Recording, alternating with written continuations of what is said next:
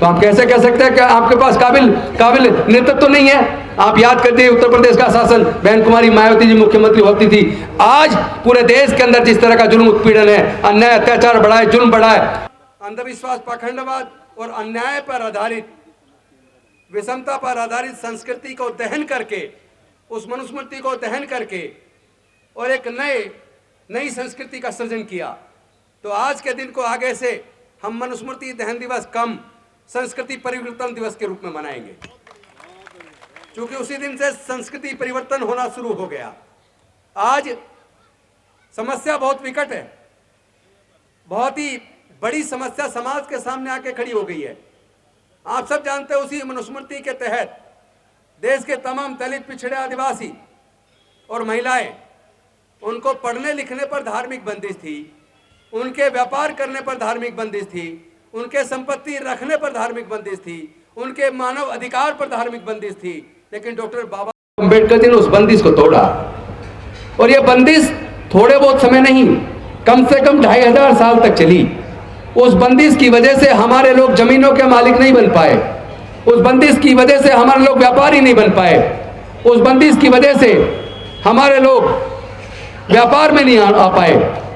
लेकिन भला डॉक्टर बाबा साहब अम्बेडकर जी का, जिन्होंने भारत का संविधान बनाकर सभी जाति, सभी धर्म के लोगों को समान रूप से आगे बढ़ने का अवसर खोला।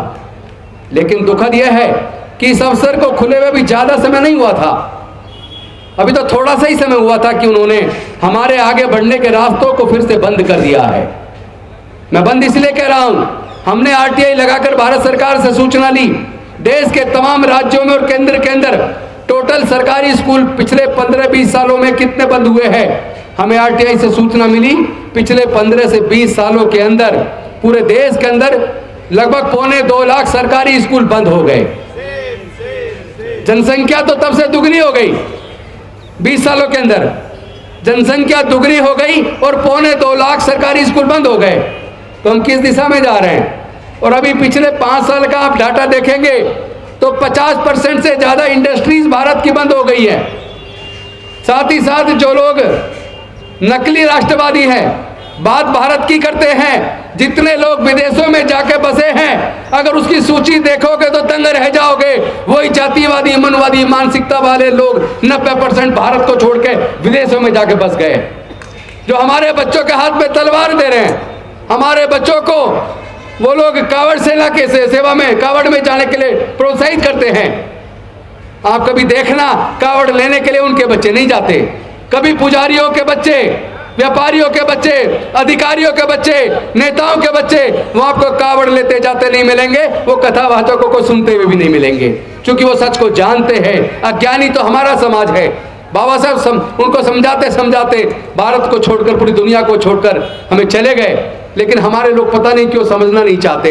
आज स्थिति इतनी खराब है, शिक्षा की वजह से हम लोग थोड़े आगे बढ़े थे। क्योंकि आपको याद होगा गुलामगिरी में किस तरीके से भारत के इतिहास को ज्योतिबा फुले जी ने वर्णित किया, और साथ ही साथ उन्होंने बताया ज्ञान बिना मति गई, मति बिना नीति गई, नीति बिना गति गई, गति बिना धन गया। धन के अभाव में हमारे लोग गरीब और गुलाम हो गए, मजबूर हो गए, और ये जो सारा नुकसान हुआ ये अविद्या की वजह से हुआ। इसी अविद्या की वजह से हमारे लोग हजारों साल गुलाम रहे। लेकिन भलाओ डॉक्टर बाबा साहब अम्बेडकर जी का, जिन्होंने हमारी गुलामी की जंजीरों का न केवल तोड़ा, बल्कि सरकारी नौकरियों में रिजर्वेशन देकर हमारे आगे बढ़ने का रास्ता खोला, शिक्षण संस्थानों में रिजर्वेशन देकर हमारा हायर एजुकेशन का रास्ता खोला। लेकिन अभी तो आजादी को कुछ ज्यादा लंबा समय नहीं हुआ था।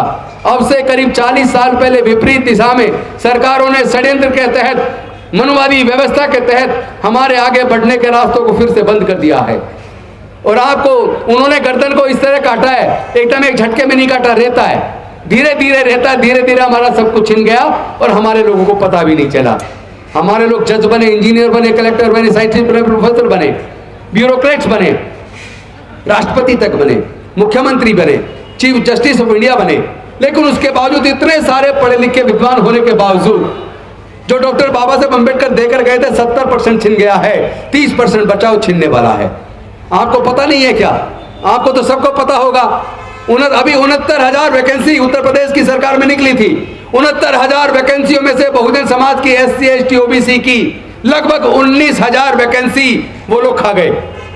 और वहां 500 दिन से ज्यादा हो गए बहुजन समाज के लोग सड़कों पे बैठे नौकरी के लिए, वो टीचर, लेकिन वहां की सरकार गूंगी बहरी सरकार सुन नहीं रही है। अभी एक आंकड़ा आया है जो संसद के अंदर रखा गया, आपको पता होगा हाई कोर्ट सुप्रीम कोर्ट के अंदर 650 जजों की भर्ती हुई है पिछले 5 सालों के अंदर, और उन 650 जजों में 490 स्वर्ण जाति के लगभग 75% स्वर्ण जाति के भर्ती हुए हैं, बाकी के 25% में SC, ST, OBC और माइनॉरिटी, यानी जिसकी जनसंख्या लगभग 90% है उनके हिस्से में आया 25%। देश की अगर खेती की जमीन बात करें तो वो 90% उन्हीं स्वर्णों के हाथ में है। देश के अगर व्यापार की बात करें तो वो 95% उनके हाथ में है। देश के अगर सारे तमाम संसाधनों की बात करें तो 90% उनके पास है। आपके पास क्या है? आप बार बार कहते हैं कि हम 85% है, 88% है। अरे हमारे लोग ही तो उनकी ताकत बना रहे हैं। आप मुझे बताइए, जब दलितों पर उत्पीड़न होता है, आदिवासियों पर उत्पीड़न होता है, पिछड़े वर्ग पर उत्पीड़न होता है, इन वर्गों की हकमारी होती है, इन लोगों की नौकरियां छीन ली जाती हैं, आपने कहीं देखा RSS, बजरंग दल, विश्व हिंदू परिषद के लोग हमारे अधिकार पे कभी कोई धरना प्रदर्शन करते देखे? कभी आवाज उठाते देखे? किसी जाति का उत्पीड़न के खिलाफ कभी आपने RSS, बजरंग दल, विश्व हिंदू परिषद को बोलते देखा? जब वो लोग हमारे लिए नहीं बोलते तो हमारे लोग उन संगठनों में जाकर उनकी ताकत क्यों बना रहे हैं? हम ही लोग उनको ताकत दे रहे हैं, उनके पास कोई ताकत नहीं है। ताकत हमारी है, वोट हमारा, राज वो कर रहे हैं। हम लोग केवल नारा लगा रहे हैं जिसकी जितनी संख्या बारी उसकी उतनी हिस्सेदारी होगी। कैसे देगा कौन, जब सत्ता हम उनके हाथों में सौंप रहे हैं? धर्म के नाम पे धर्म की अफीम पिला के हमें अंधा कर दिया गया है। हमें अपनी आंखें खोलनी होंगी। जब तक हम अपनी आंखें नहीं खोलेंगे तब तक कुछ होने वाला नहीं है। आपको याद होगा, आप देख रहे हो आजकल 3-4 दिन से एक न्यूज चल रही है, हंसदेव जंगल छत्तीसगढ़ के अंदर अभी अडानी जी को उन्होंने पूरा ठेका दे दिया और पूरे आदिवासियों को उजाड़ के वहां पे करीब 91 हेक्टेयर जमीन पूरी काट के, पेड़ों को 50,000 से ज्यादा पेड़ काट दिए, उसमें सैकड़ों कितने उसमें पक्षी मारे गए, कितने घोंसले उजाड़ दिए, कितने घर उजाड़ दिए, कितने जानवरों के घर उजाड़ दिए, और इतने बड़े पैमाने 50,000 पेड़ काट दिए। आप एक पेड़ काट दो, मुकदमा दर्जों के अंदर मिलोगे।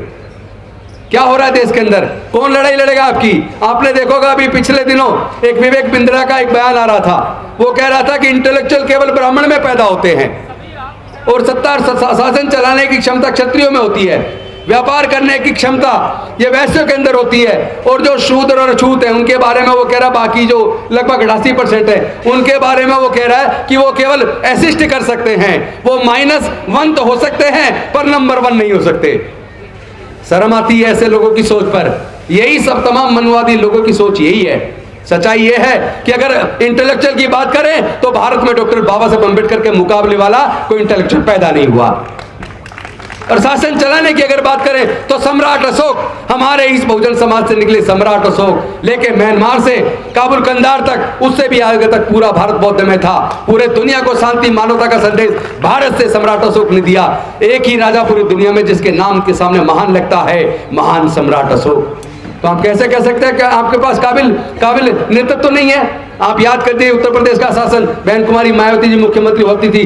आज पूरे देश के अंदर जिस तरह का जुल्म उत्पीड़न है, अन्याय अत्याचार बढ़ा है, जुल्म बढ़ा है, और जिस तरह क्राइम बढ़ा है, अभी NCRB का डाटा आया है, क्राइम के मामले में उत्तर प्रदेश ने सबको पीछे छोड़ दिया। और उसी उत्तर प्रदेश की जब बहन कुमारी मायावती मुख्यमंत्री थी, आज की सरकारों में रहने वाले लोग और व्यापारी और साथ में ब्यूरोक्रेट और आम जनता कहती है उनसे अच्छा शासन किसी का नहीं रहा। इसका मतलब हमारे लोगों में शासन चलाने की भी क्षमता है, हमारी काबिलियत का कोई मुकाबला नहीं है। जब जब हमारे लोगों को अवसर मिला है, हमारे लोगों ने अपनी काबिलियत साबित की है। आप याद करिए बाबू जगजीवन राम जी को, वो जिस विभाग में मंत्री रहे वहीं उन्होंने बेहतरीन काम किया। आप याद कीजिए पासवान जी को, रामविलास पासवान जी को, जिस विभाग में रहे वहीं उन्होंने बेहतरीन काम किया। इसका मतलब हमारे लोगों के अंदर काबिलियत है, क्षमता है, उनको अवसर मिलना चाहिए। जब जब अवसर मिलता है हम अपनी काबिलियत और योग्यता साबित करते हैं। ये ईवीएम अपने आप में साथ एक बहुत बड़ा घोटाला है। हम एक मांग करते हैं इस मंच के माध्यम से, ईवीएम के अंदर जो वीवीपैट की पर्ची है वो पर्ची वोटर को मिलनी चाहिए और वहां पे एक बैलेट बॉक्स होना चाहिए। वो पर्ची अपनी लेकर अपने बैलेट बैग्स में डाले और बाद में ईवीएम की गिनती के बाद उन पर्चियों की भी गिनती कराई जाए ताकि सच दूध का दूध और पानी का पानी हो सके। क्योंकि ये जो सरकारें सत्ता में है ये अपनी काबिलियत से नहीं है। हम जानते हैं यहाँ धोखा होता है, यहाँ पे ब्यूरोक्रेट्स का इस्तेमाल होता है। जो आदमी जीत गया उसको डिक्लेयर कर दिया, सिर्फ उसका सर्टिफिकेट जीत का नहीं मिला, और उसके बाद जो हार गया बीजेपी का, उसको हार को जीत में तब्दील करके जीता घोषित करके उसका सर्टिफिकेट दे दिया। ऐसे अनेकों ऐसे उदाहरण उत्तर प्रदेश के अंदर भी और बिहार के अंदर भी देखने में आए हैं।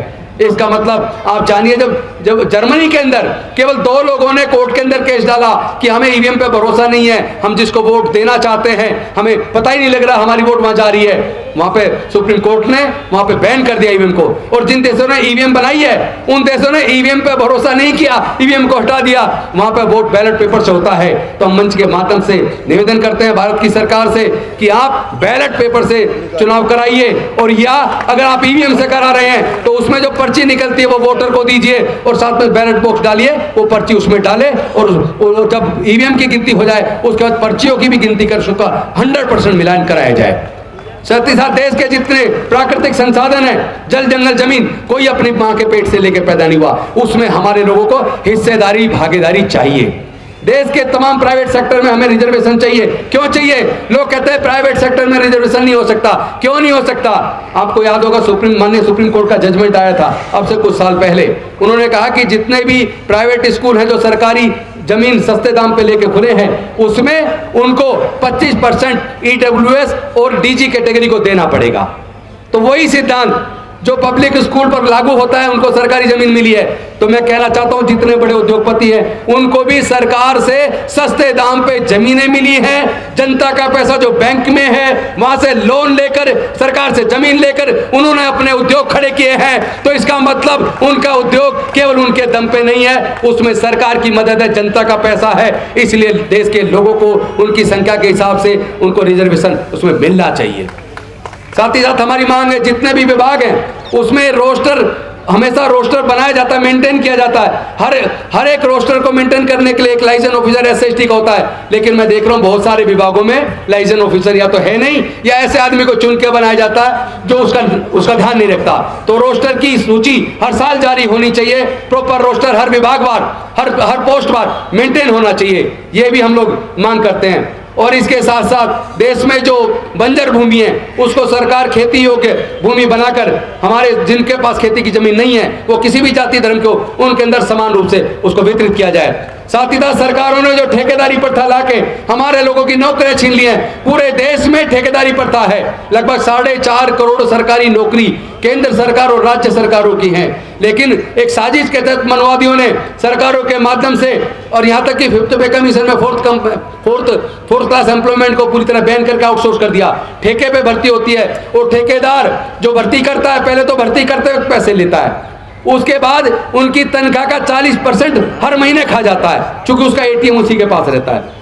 और तीसरा, उनका PF और ESI वो उनके अकाउंट में जमा नहीं करता, फर्जी सर्टिफिकेट डिपार्टमेंट में लगा के अफसरों को ले दे के उनसे मिलीभगत होती है, वो उनका पूरा पैसा खा जाता है। तो इसको ठेकेदारी प्रथा को अविलंब पूरी तरीके से खत्म किया जाए। और साथ ही साथ मैं कहना चाहता हूं जो सरकारी संस्थान सरकारों ने बेच दिए, उनके बेचने से हमारे लोगों की जो नौकरियों के रास्ते बंद हो गए। मैं कहना चाहता हूं अगर इंदिरा गांधी जी के समय पर जब सारे बैंक और सारी इंश्योरेंस कंपनियां प्राइवेट होती थी, अगर इंदिरा गांधी जी ने उस वक्त सारे बैंकों का और सारी इंश्योरेंस कंपनियों का राष्ट्रीयकरण किया था, अगर उस वक्त राष्ट्रीयकरण किया जा सकता था तो आज भी राष्ट्रीयकरण किया जा सकता है। जो जो सरकार ने बेच दिया, चाहे वो इंडियन रेलवेज हो, चाहे वो ITDC के होटल हो, चाहे वो MTNL BSNL हो, या उसके साथ एयरपोर्ट हो, या बंदरगाह हो, या एयर इंडिया हो, जितने भी विभाग बेचे हैं उन सब का राष्ट्रीयकरण किया जाए, और जहां राष्ट्रीयकरण नहीं है वहां पे रिजर्वेशन लागू किया जाए। ये सारी मांग हम सरकार के सामने करते हैं और ये साथ में भेज दी जाएगी। इसके साथ साथ एक मांग वर्षों से चली आ रही है, वो है ओल्ड पेंशन स्कीम।